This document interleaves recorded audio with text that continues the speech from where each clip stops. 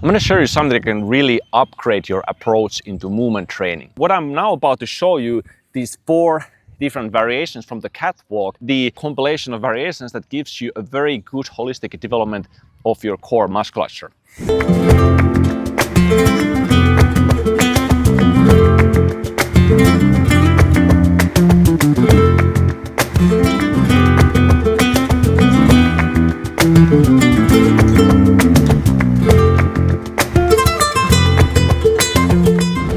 So traditionally in movement training you have the different animals. For instance, you have the cat, you have the bear, crab, monkey, and so on. So the approach is that after you have this cat movement, catwalk, and you have just this one variation, basic variations of it that people perform, such as here. And so you can train this one in different ways, going backwards, maybe forwards, but that's it. That is kind of where it ends. You can do that, of course, and it's a great benefit for you as well, just work on that one variation. But this is really, in our approach, just the beginning. It's just the start.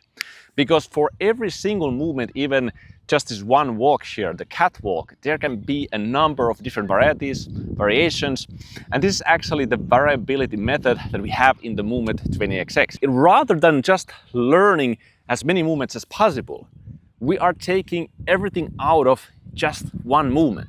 And we have, some like 80 plus different movements in the movement 20XX method, but still we want to have this capacity and this possibility to really be more creative even with just one exercise, with just one movement drill.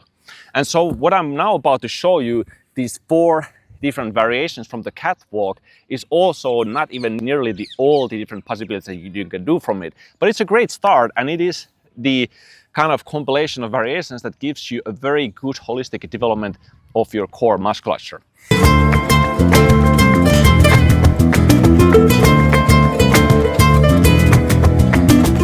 So the basic cat movement, what we're going to be now training here, it really targets the stability of your core. So being able to keep your core still and resist motion, very important attribute.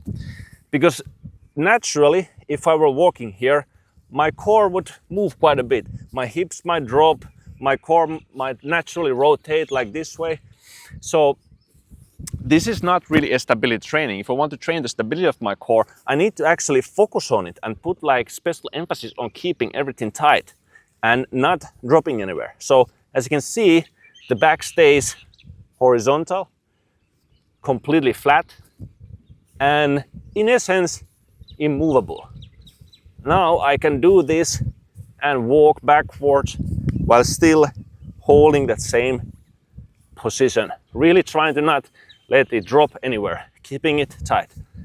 So this is the one variation that allows you to train for the stability of your core. And it's very, very intense work, because this truly does not, your core will not stay naturally this tight during this type of quadruped motion.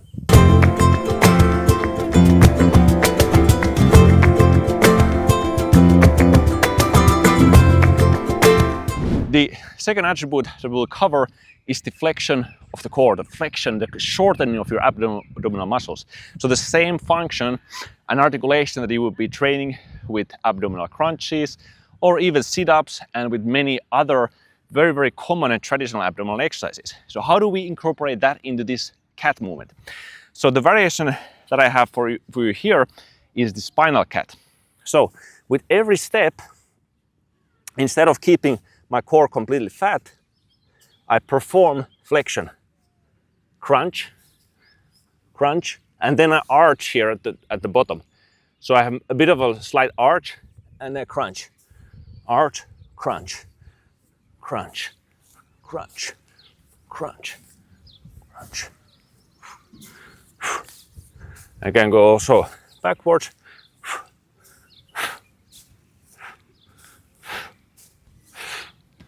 And that also will start to feel quickly. In all of these variations in a way, because being in these positions, the stability of the core and also the transverse abdominis, which is your deep abdominals, will be challenged. So you are always essentially stabilizing core.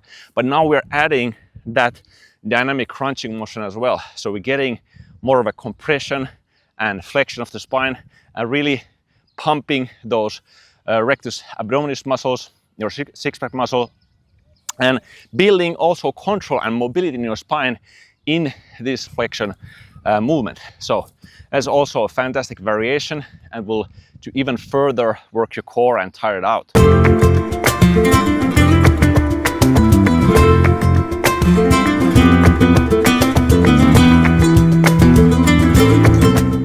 Then we can do the lateral flexion as well. And for this purpose, we're going to be utilizing the lateral catwalk. So to get the lateral flexion, or what I mean by that, is this motion of side bending with the core, like so. So we want to incorporate this side bending motion into the catwalk. So here, as I take a step side, I don't just move my leg. If you see my back and how I step to the side, I do this. So I'm taking a step and I'm crunching. Lateral crunch from my body. Here and back. Here and back. Here and back. I first bend to the left side when I'm walking there, and when I take the other step, I bend to the other side. So here, boom, boom, boom, boom, boom, boom, boom, boom. So I'm always continuously going from one side to the other. So to make it easier here, if the coordination is a bit difficult or awkward, what you can think about is I'm actually taking a step with the opposite arm, opposite leg. It is the same way as if I'm going forward, it's opposite leg, opposite arm. But now we just change it into this lateral pattern. So if I don't do the core bending, it's like this. Opposite arm, opposite leg. Then I just add the crunch, lateral crunch. It is not just about going through the motion and just like bending like this way, but I'm actually consciously crunching my body. I'm utilizing the musculature to perform that. This way I'm really ensuring that I'm building or recruiting these muscles more, utilizing mind-muscle connection, one key here as well. So this can take a bit of practice to really get good at it, but take it slow. Don't try to skip and go super fast. Just focus on that crunching. Lateral crunch. Boom, boom, boom, boom, boom. And after a while, it will become more continuous.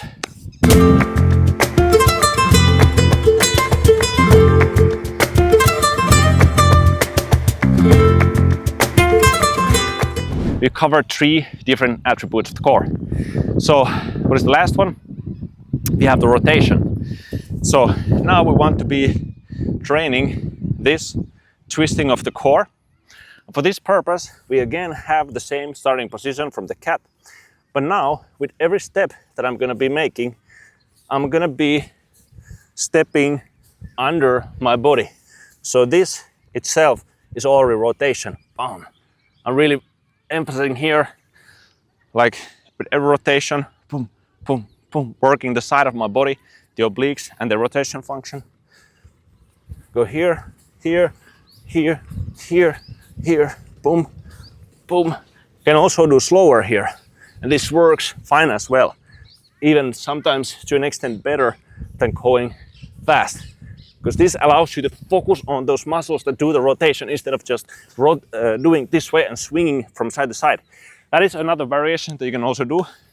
But I highly suggest with all of these exercises to first do the exercise a bit slower and really focus on that contraction. Here you can raise, as I'm doing the rotation, the opposite arm can be a bit in the air. This will be a bit, or should make it feel a bit more natural. But it's important that I'm not doing this way, because if I'm rotating my whole body, now I'm not performing the rotation from my core. So you want to have the twisting happening, meaning that your upper body needs to go to the opposite direction from your lower, or your uppermost spine from your lowermost spine. So to ensure this one, you still need to keep essentially the frame of your body towards the floor. Even if I raise this arm up, I want to keep the shoulder down here, not raising it up. And now I'm feeling this rotation and the muscles work and engage with every single step. So there, 4 different variations from one single movement, the catwalk. And as I mentioned in the beginning, even with just these 4 movements, is nowhere near enough of all the variations you can perform with the catwalk. There are many more, and sometimes you can say even that the creativity is your limit, but you should not limit yourself to just one variation, one pattern of the movement, because this way you're also greatly limiting your potential and you're limiting your gains that you can actually build with the movement. If you just get one movement from somewhere, you can make incredible progress and gains with that one movement for a very long period of time. Like, this is the power in the variability method that we also cover in Movement Training XX, along with many other methods that are part of the bigger animal movement strength training method that we have developed over these years, that actually contain all the different principles and techniques that, when combined with the animal movements, will create the best, most long-lasting results in your strength, actually, in your functionality, in your body composition. So get on all fours and let's get moving.